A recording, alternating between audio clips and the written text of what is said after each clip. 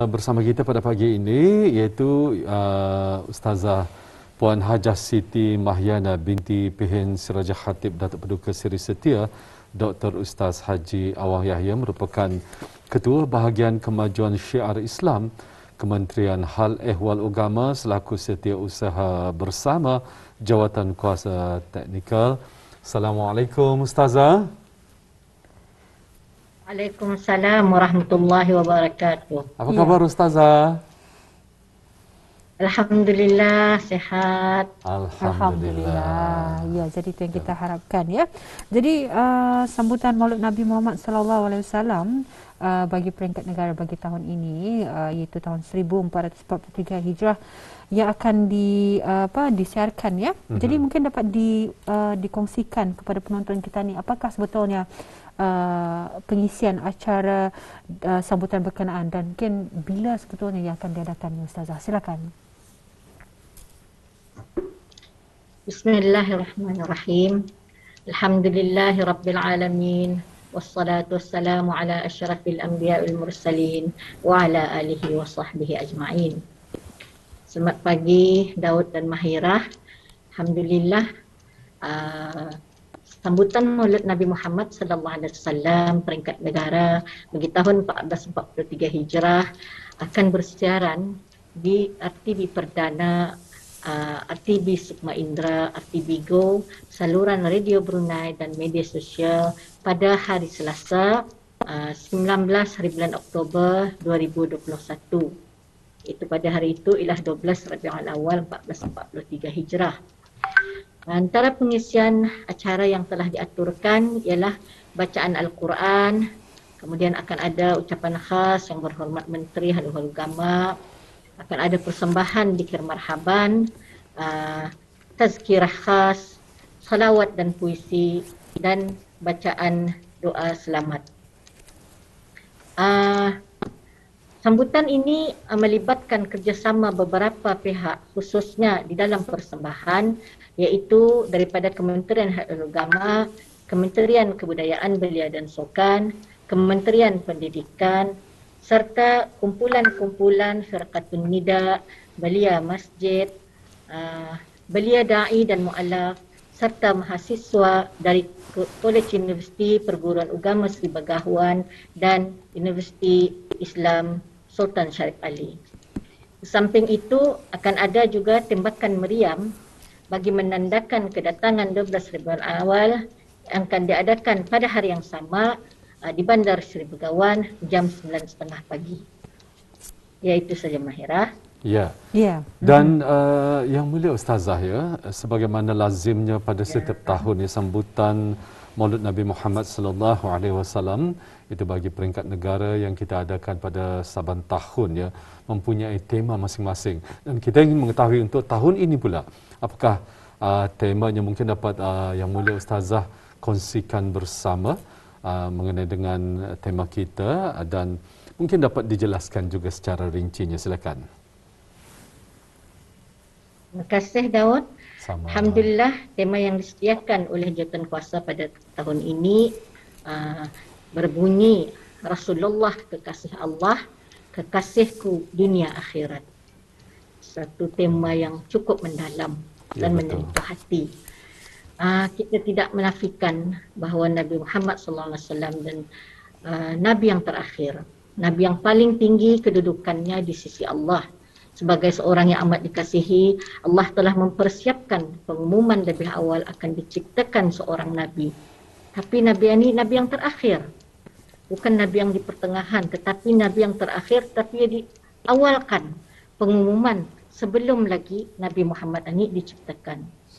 Tidak ada seorang Nabi pun yang dimaklumkan kedatangannya lebih awal sebelum kelahirannya, melainkan baginda sallallahu alaihi wasallam.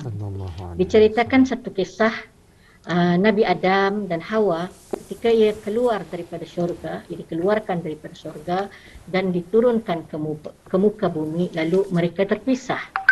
Dalam keadaan terpisah itu Nabi Adam mencari-cari isterinya, lalu Nabi Adam berdoa, Nabi Adam AS berdoa, "Ya Allah, hamba mohon kepadamu atas dasar kecintaanmu kepada Nabi Muhammad sallallahu alaihi wasallam, ampunilah aku.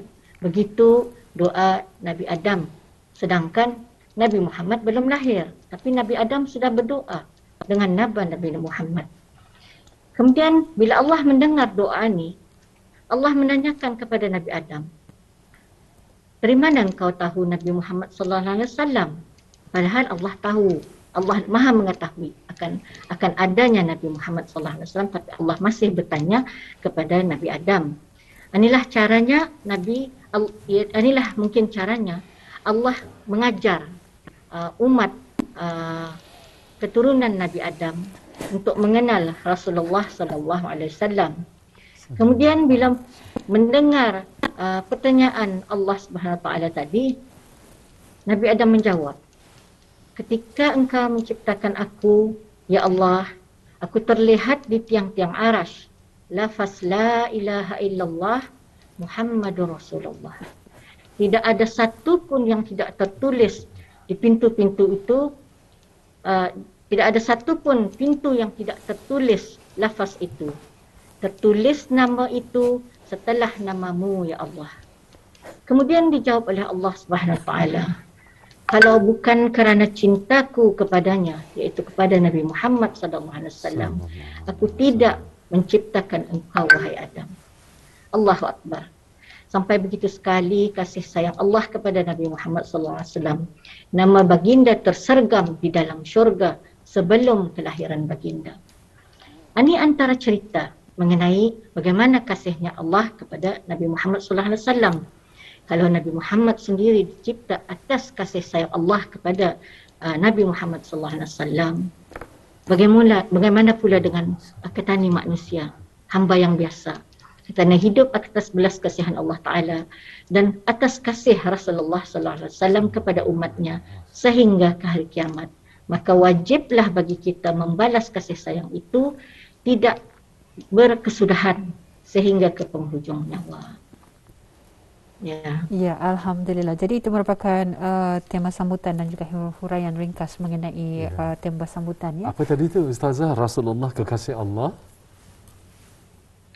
Kekasihku dunia akhirat. Kekasihku dunia akhirat. Alhamdulillah, itu merupakan tema sambutan bagi tahun ini. Jadi mungkin ada juga beberapa pemberitaan bagi sambutan Maulid Nabi Muhammad sallallahu alaihi wasallam pada tahun ini. Mungkin apakah antara acara iringan yang akan diselitkan di dalam sambutan ini? Silakan. Alhamdulillah, selain daripada sambutan acara negara, ada beberapa acara iringan juga yang telah diaturkan. Sebagaimana yang ketani tahu juga, majlis zikir marhaban sepanjang 12 malam berturut-turut secara virtual dan rakaman telah dilaksanakan bermula pada 5 hari bulan Oktober yang lalu, anjuran Jabatan Halwal Masjid. Kemudian akan ada selepas anjuran peringkat negara ini, forum perdana yang dianjurkan oleh Pusat Dakwah Islamiah juga secara virtual dan rakaman, dan di peringkat kementerian juga akan diadakan oleh kementerian-kementerian di negara Brunei Darussalam, ia juga secara virtual dan rakaman. Ya, baik Ustazah, untuk sebelum kita mengakhiri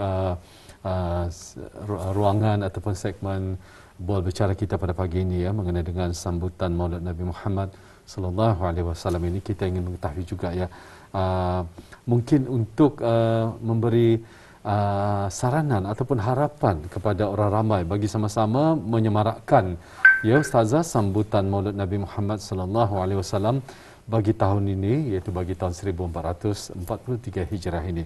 Kami persilakan kepada Yang Mulia Ustazah, silakan. Terima kasih Daud. Sama. Alhamdulillah, mewakili jawatan kuasa sambutan Maulid Nabi Muhammad SAW peringkat negara tahun 1443 Hijrah, ingin mengajak orang ramai untuk sama-sama menyaksikan sambutan yang akan disyariatkan ini nanti. Semoga kita beroleh berkat dan manfaat dunia dan akhirat serta beroleh syafaat baginda sallallahu alaihi wasallam. Marilah kita menghayati tazkirah yang akan disampaikan dan memperbanyakkan solawat dan istighfar serta turut sama-sama melaungkan marhaban bersama keluarga di rumah masing-masing atau bersama rakan-rakan secara virtual. Akhirnya, Jawatan Kuasa Sambutan mengucapkan berbanyak terima kasih kepada semua pihak yang bertungkus lumus menjayakan sambutan ini, khususnya pihak radio dan televisyen Brunei yang telah banyak menyumbang khidmat di atas kelancaran sambutan ini. Semoga melalui acara-acara keagamaan yang terus-menerus disambut akan memperkukuhkan syiar dan dakwah Islamiah dan mengundang hidayah dan inayah serta maghfirah Allah Subhanahu wa taala ke atas negara Brunei Darussalam dan segala isi penduduknya. Amin ya rabbal alamin. Amin amin ya rabbal alamin. Jadi mungkin kita ada kesempatan lagi ni untuk bertanya kepada Ustazah, apakah sebetulnya kelainan yang disediakan untuk acara ini, puan? Silakan.